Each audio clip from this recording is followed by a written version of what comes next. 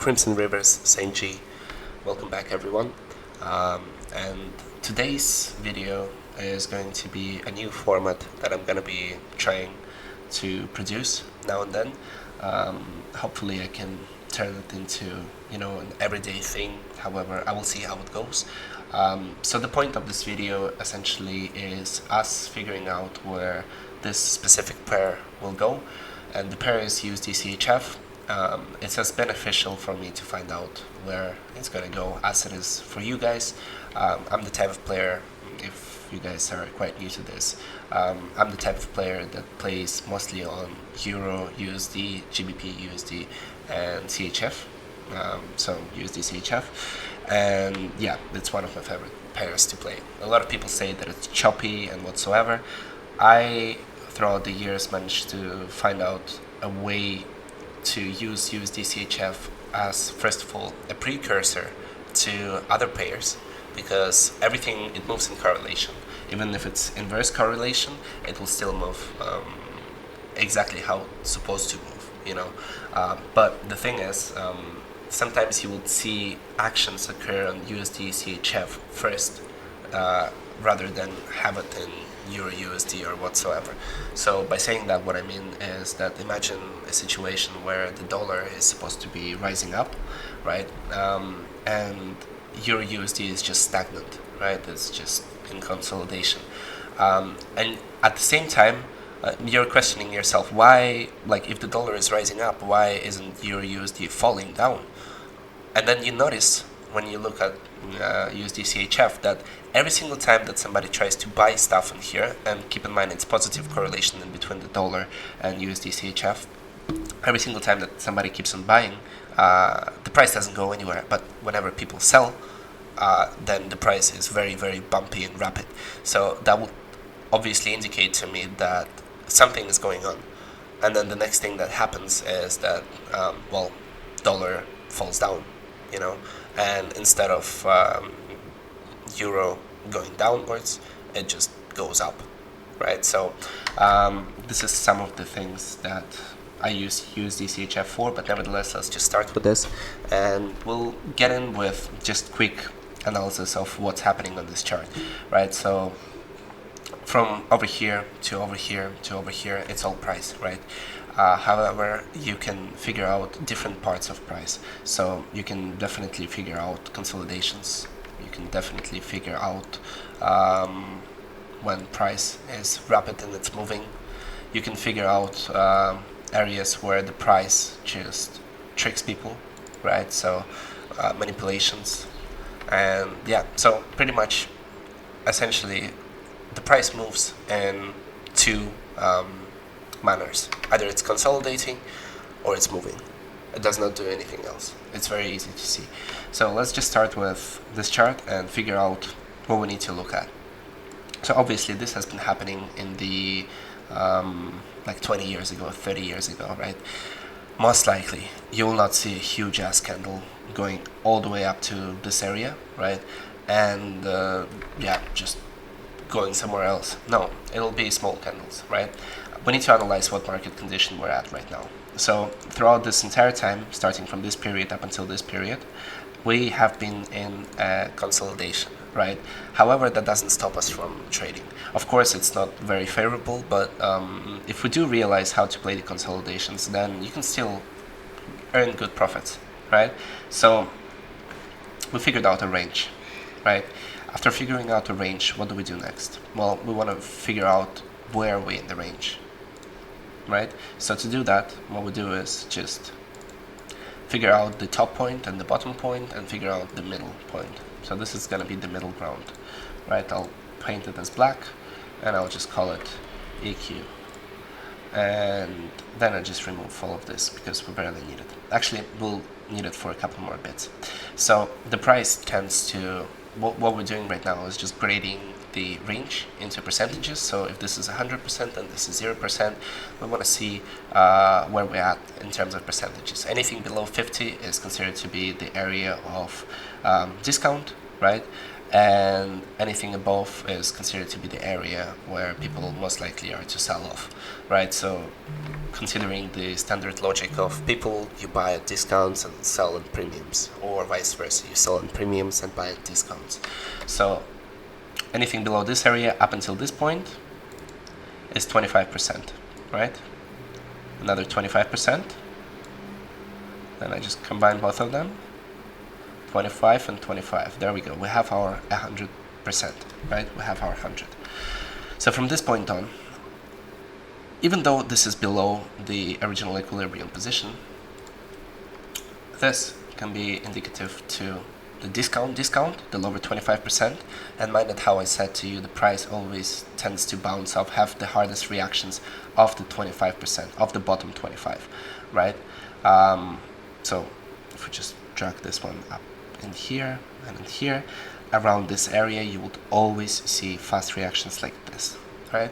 So this is going to be our premium, so discount premium, because we're in the big discount, but we're still in the premium. This is going to be your full premium. This is going to be your premium. This is going to be your premium discount. So currently, we're in the premium discount.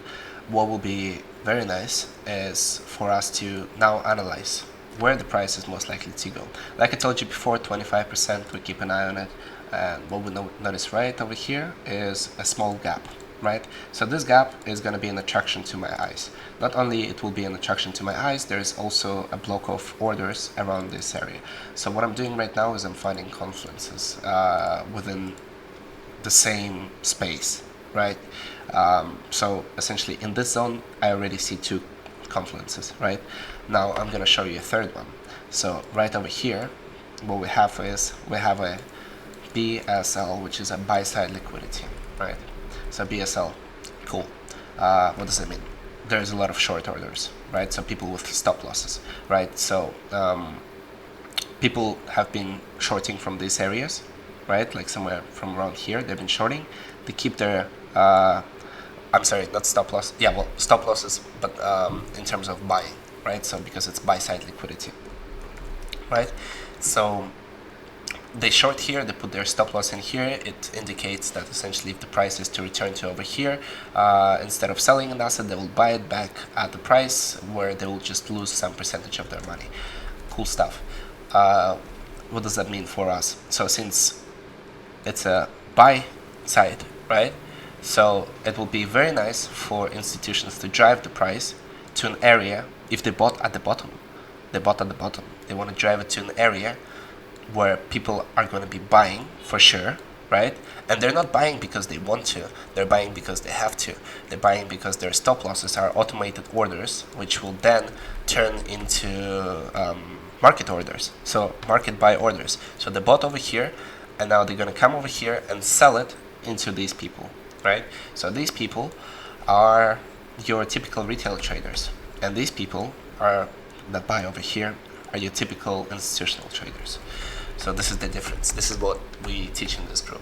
So I figured out the buy side liquidity, right? And it's around this area as well. So what happens next is I just mark it out like this so that I can see it.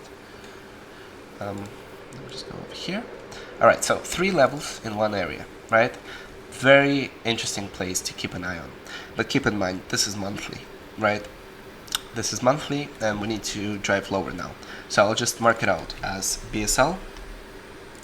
I'll mark this out as the demand zone. Yeah. And I'll just mark this out as a small gap. Easy, right? Drop down. Okay, so now we get to see a tiny bit more of what's been happening in the price action. So let's go through the process. Let's just start over here, okay? Somewhere over here. So the price mitigates, offside accumulates some funds over here, takes out the sell side liquidity, uses that to buy into. Then the price keeps on ranging, takes out the liquidity over here by this little wick, comes down, takes out the liquidity from the bottom eventually, fills up and whatsoever. But notice what the price likes to do, and it is quite interesting, right? But there is those little gaps in price, which price likes to fill. Why does price like to fill them? Is because there's an absence of volume, right? So let's do. Can you guys spot any around this area, right? I'll show you. Okay, so take for example something like over here, right? So we see the price has been accumulating at this point. Then randomly, the price takes out the liquidity from those wicks on this side, right? By this wick, comes lower, collects the liquidity. Price continues going upwards, but when it goes upwards, it's very rapid in its movement. You can see that over here you have like many many green candles, many black candles whatsoever, just one by one. And in here, the price just goes higher in a matter of 2, 3, 4 candles. When the price moves higher, it shows excitement. If there's excitement, it most likely causes to rip the market in such pieces that there's at some points in the market there's not enough volume to support it, right? So it mostly has to do with prime brokerages and whatsoever, but I'm not going to get into the complex algorithm of prime brokerages and how they operate. But nevertheless, keep an eye on things like this. This is going to be very beneficial to you guys, whoever is starting or already started. I know many of you have noticed it. It's considered to be a gap, right? However, not a lot of people understand the way that it works. And why does the price come down to tap it or fill it? If you look over here, it's just buy side activity. So it's just green candles upwards, right? But so what does that indicate? People have been buying. But for markets to operate efficiently, it has to be balanced. It has to go up and down, fill the gaps, fill everything. It has to be very balanced, right? So obviously there is a huge ripple effect, and on top of that there is another gap which does not have any selling volume in there, only buying volume. So price is most likely to come down, fill the gap, and sometimes it likes to tap those wicks, those gaps, those little gaps at the bottom. I call them volume imbalances. It taps it with a wick, and then it returns. So it's very important to keep an eye on it, right? I can show you some more examples in price. Over here, price just disperse, comes upwards, comes down, taps it, fills it. Check this out. Price goes upwards, right? Disperses, closes it in one complete candle, so it goes up and down. So full on buying, full on selling. Price wants to be balanced. Will come down and it will fill it. Sometimes pip to pip precision. Comes down. Over here, right? Look at the levels. They all react very nicely. Very nicely. Right? Everything that you see on the left is going to be used later on in life. See, over here it comes down, bounces off over here.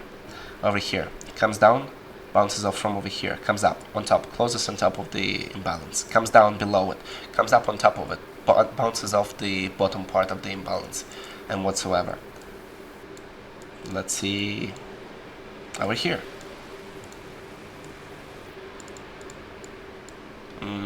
Where else can I show you? Over here, the first one, second one. Quite self-explanatory, right? Very self-explanatory in my opinion. Nevertheless, let me just double check. Okay, it's recording. I recorded 40 minutes worth of footage and it's just down the drain. So yeah, I'll have to re-record everything. Yeah, so let's go back to all of this. So since I showed you this now, what do we see in here? We see a small little gap. So I wanna have my eyes on it, right? Where is this gap the closest to? So at this point, I mean, it's very, it'll be nice if I can just get rid of all of them. Let me just tell you, of all the colored boxes. Essentially, our point, after we figured out where the market is. Our point is to buy at a discount price, so we want to wait until the price goes below the equilibrium point and buy somewhere in the discount, since it's already left off and we're already in the top 75% of the range. So therefore it will be very nice for us to now accumulate somewhere at the discount level or below the discount level and then sell off in the higher level. So let's just focus on this for now. Let me just get rid of this, this, this, and this. Alright, perfect. So what we have here now is the volume imbalance. I'm keeping my eye on it, right? What's next to this volume imbalance? Well, you might ask.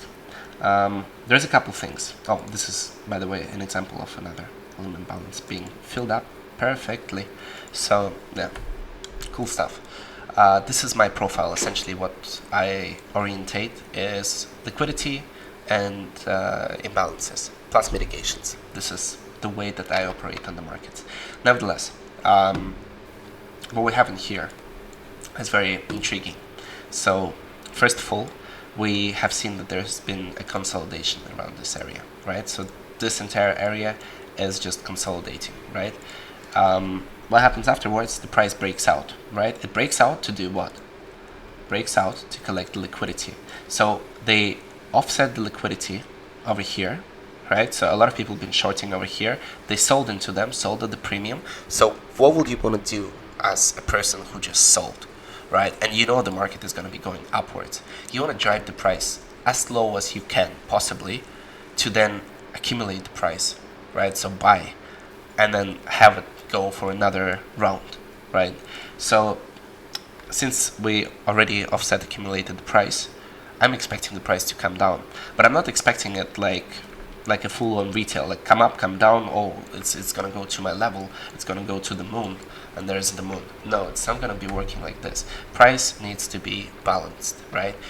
In order for price to balance, it needs to fill a lot of gaps and it needs to follow a specific market structure. So what I'm focusing on right now is just figuring out places where the market is most likely to hit, reconciliate, collect itself, and then continue off. Where is it going to continue off to? That's my question. I'm sorry if I'm speaking a tiny bit through my nose. I'm a tiny bit sick, but nevertheless, let's continue. So I'm keeping an eye on this week now, right? Because it's the previous monthly's week, or yeah, I think it's monthly's week. Yeah. So it's very important. Actually, the entire zone of the week, we can treat it as a gap as well, in itself.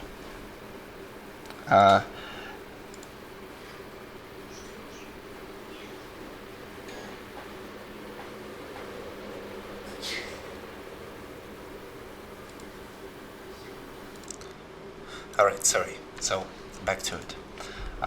Where was I? So, if we look at this week over here, right, this would essentially be considered as a small gap, right?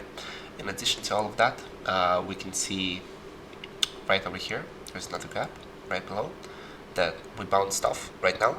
However, we would still need to fill it fully.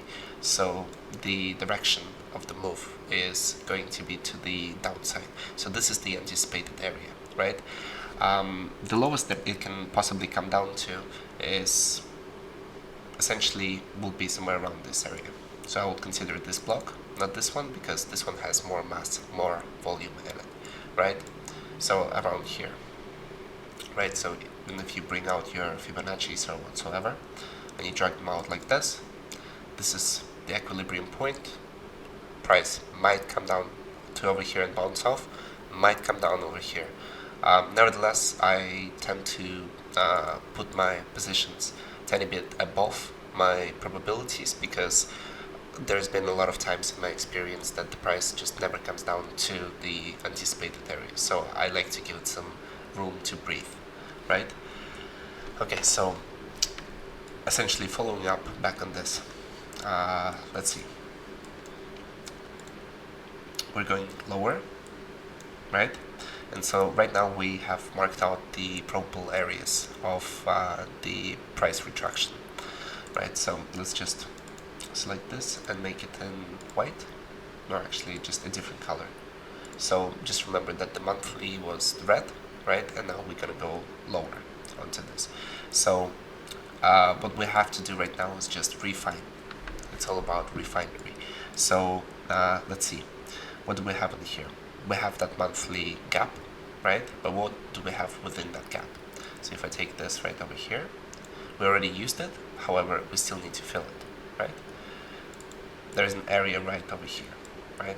So filling up this area, filling up this area, somewhere around here, I'm anticipating the price to come down to, right? Now the question is, what is the price gonna do on the daily, right? So this is where it gets quite interesting.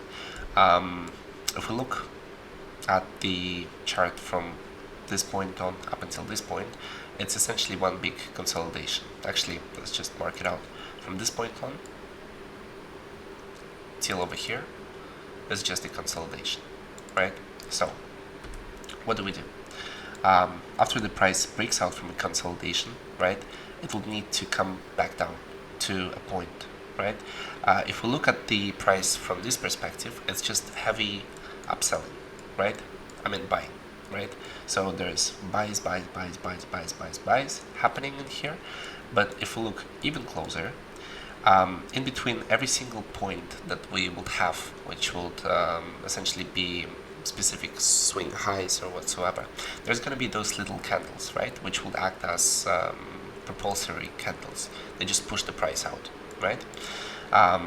Nevertheless, those candles are very important because those candles essentially mark the beginning of a new wave, a new phase in trading. So if we look at this example right over here, judging from right over here up until the end and whatsoever, so we can see that the price has tapped the liquidity and collected the liquidity in terms of buy stop positions, right? So sell stops around this area. So those sell stops, they were converted into market orders, and then market orders were essentially used to be sold into, right? So they were buying, these guys sold into those market orders in there. Let's look closer. So let's just visualize this. The price keeps on going higher and higher and higher. People keep on buying. People buy here, people buy here after surpassing those highs. People initially buy on the breakout over there. This is probably why there's a VIMP or the volume imbalance in there, right? A small gap. And people bought it here, right? So essentially, let's just visualize it like this. They buy it in here. What happens to their money if they go long right over here and the price goes up? Obviously, the money goes up, right? What about over here? Obviously, the money goes up, right? Their dollar profits, they go up. They bought some in here, right? Now this is where things get interesting, right? So I'm gonna leave all but this one, right? So this is basic market structure, right? And essentially, when people put the money in here, right, consider this being the point of entry of your trade, right? So obviously anything above it, money goes in plus, anything below it, money goes in minus, right? So they invest money into here and they tap the liquidity, and then they see that the market is turning away, right? So it breaks the first point of the market structure, right? Now their dollars that they put right over here, it goes into minus, right? So the market continues falling down, and this is considered to be the very important area for the market structure. Now, if this would have bounced off, the price would have continued rallying upwards or consolidate, right? However, we broke this point, right? So what does that mean for us? This essentially means that people that invested quite a lot of money in here and saw their price go up and then money go down, right? Right now they're in losses. And when I'm saying them, who do I mean? I mean financial institutions, right? So their money are now in losses. So what do you do when your money are in losses? You want to essentially just wait until the price comes to the point where you initially came into the market, and you want to just get out of the position, right? So, but you also want to pair it with other people's orders, right? So essentially, this is what you call a hedge mitigation, right? So just a mitigation, you can just call it that. So essentially, at the point where they realize, okay, the market is not going any more higher, now it's going to go lower. When it comes down to this position, they mitigate their longs, get them out of the market, come out with zero profits or minimal profits if it goes above this line, depends on where their orders are in this block. And then they will enter short positions. So obviously now there's a lot of short selling power, and therefore from this point on the market is going to be going lower, right? So it's just a mean for them to pair the orders, right? So what we do is we highlight this area, which is very important. Now this is on the daily. Remember that. Let me just open it like this. This is on the daily. Yeah, so the price is first of all going to consolidate. This is how I see it.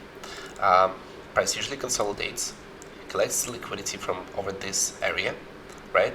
Then afterwards it pushes into this higher area, right? So consolidation comes up, hits off from the initial consolidation, just like this, over here somewhere, and then goes higher to collect the liquidity over here and pair it up with the sell side of the market, right?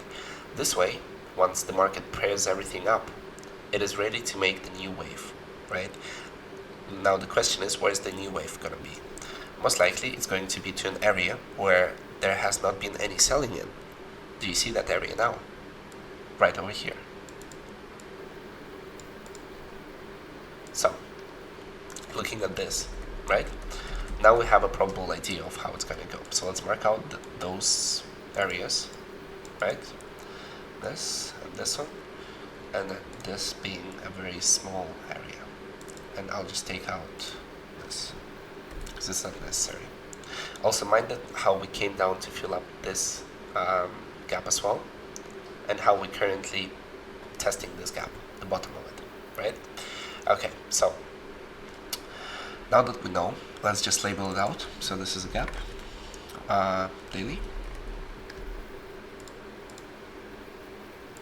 This one is a demand zone. This one is another gap, lower daily, right? Okay, so following up, let's go lower. Oh, and I'm sorry, I forgot to mark out this area right over here. Gap daily. Okay, so now we're ready to go to 4 hours. So let's see. Okay, so as of now, we can consider this entire area right after hitting this demand zone, those couple blocks. So you can take this block and you can consider that it was hitting this block, or you can take the higher volume block, and this is more likely to be true, and then you just use it as a mean of reference, right? So you can see how nicely and neatly the price reacts off of it from these areas. And to give you more information, if you just type in something like this, just put it to the right of it, this is your equilibrium of this block. It's just so much easier than drawing, you know. So you can see how we have tested the equilibrium, went below it, closed below it, went above it, closed above it, and then bounced off, right? So to keep this in mind, this was your range, right over here to over here, right? Just like this, highest point, lowest point, equilibrium also here, bounced off from the equilibrium going upwards. Now, right after we go and take this range, right, price is supposedly not going to stop up until this point, right? So this is how I see it. This entire area is a consolidation. Price comes out, hits this level, collects the liquidity around over here, and then bounces back on top of the consolidation to then have another way for the institutions to buy at a discount Plus, on top of that, pair their orders and then hit the next demand zone, which will be somewhere around this area, right? Fill this area up, and then only after that can we go back on daily and see the price. 1 second. Yep. And see the price then go lower, right? Because like I told you guys before, the price cannot just, in some rare occasions, okay, if it's super big market events or whatsoever, flash crashes, black swan events, then yeah, the price can go up and down like this. But it's very rare that it happens. Usually the price has to balance everything out, right? Balance everything out, close down, and whatsoever, right? So this is going to be my next prediction for USDCHF, right? After which we should, in all technicality, be able to, 1 second, let me just go down. Yep, okay, perfect. In all technicality, we should be able to have the move lower afterwards, right? It all pairs up with DXY, right? We'll check it once again, but it's going to be in another part of the series. What we're going to do is I'm going to show you guys how to analyze COT reports, and I'll show you how to essentially analyze seasonal tendencies as well, because it's a great help, right? So since we already marked all of these areas, right, we can also say that, okay, the markets have to be balanced. Therefore, over here and over here, you'll have a straight pass, right, in between those two candles. Therefore, when the price reacts and comes back to this area, this as a mean of, because you see over here, it's literally the equilibrium point plus a balanced plus range plus a gap plus another demand zone around here plus buy-side liquidity, a lot of confluences. The price is supposed to have some sort of reaction right around this area, right? So this is what I'm essentially hoping for. After that, I'm expecting the price to perhaps go lower, right? But it's not going to be like this, right? It's also going to come down in little incremental steps, like this. So everything takes its time. So after this, let's just go over here, delete all of this.